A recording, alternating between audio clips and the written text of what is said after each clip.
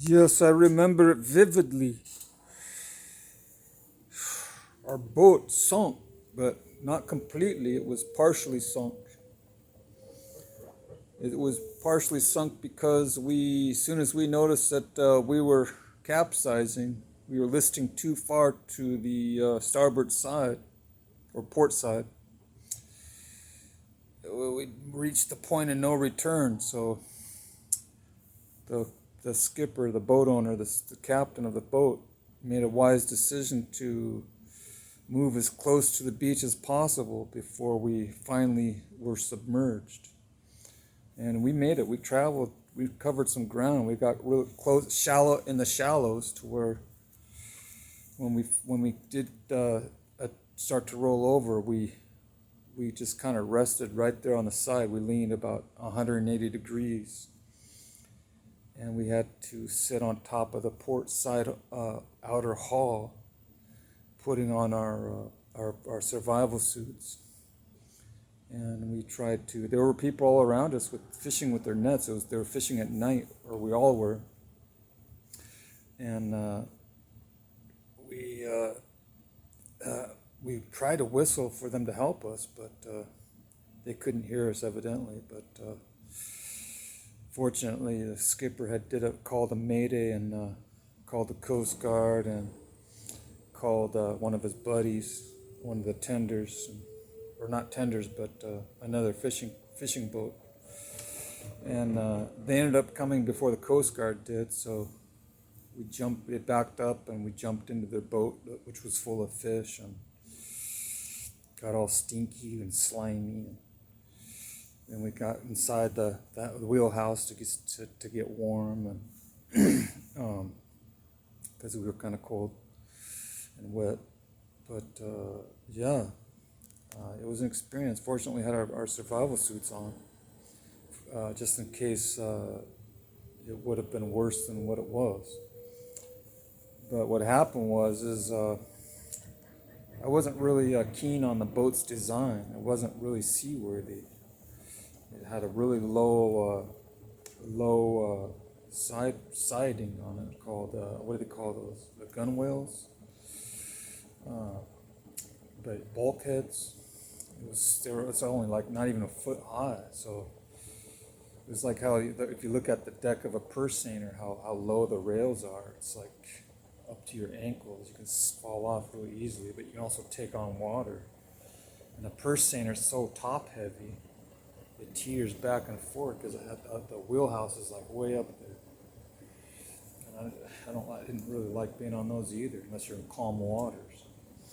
But yeah, what happened was we were in a ton of fish, a lot of fish. And our deck we were overfilling with a lot of too much fish for that particular boat, for that hull to be able to handle. And we took on a little tiny wave, a rogue wave came and hit us on the side, and the whole load of fish shifted to the port side. And then I tried to pull it back. I tried to pick all the fish out, try to even out the weight. But couldn't do it by myself.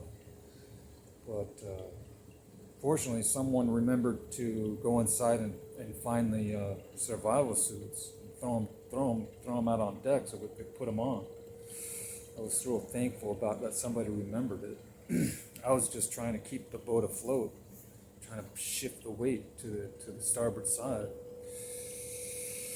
But I was pulling on that net as hard as I could, trying to pull it back to the other side to even it out. But man, there was too much weight on that one side, so we rushed to as close as we could with the beach, full throttle. We got in the shallows somewhat, but all of our gear was lost. He went back. The boat owner went back to recover the gear, or recover his boat after a while.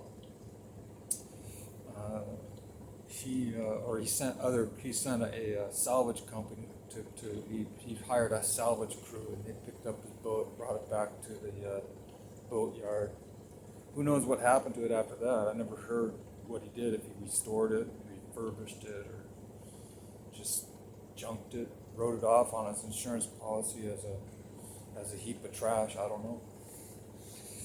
But yeah, it was an experience. But I ended up hanging around in Dillingham for about a week or two and managed to get on another boat with this Russian dude. And the Russians up there, they're in a tight-knit community, and they hang out. And so I was allowed to. He hired me, and I brought my gear over there and threw it on. And we went fishing. I ended up being able to finish up the last week or two of the fishing season. I had already started late in the first place. It started like 2 weeks too late, so I wasn't able to make my full wages. But I was only able to make like about a quarter to a third of it. So because I was started late and I finished early. But yeah, what else? I was gonna work in that cannery for a certain seafood company, but and I had already signed the contract with them, but they said that there was a hold on our availability to start, because they were having I guess the company was having problems with their production machinery, and plus they were overwhelmed with a lot of fish, so I didn't want to wait around for 2 weeks, so they understood. So they let me jump on with this Russian dude on his boat, and I fished with him. I ended up taking the boat back after we fished for a while. I ended up taking the boat back to Homer, Alaska, where he's stationed. And we were in Queechak. We were in the Queechak River. We were in right next door, fishing out of the other place, Ugush. Well, we were in Ugashik, which is further south for a little while, in Igigik. And then we headed back up north, back to where we were.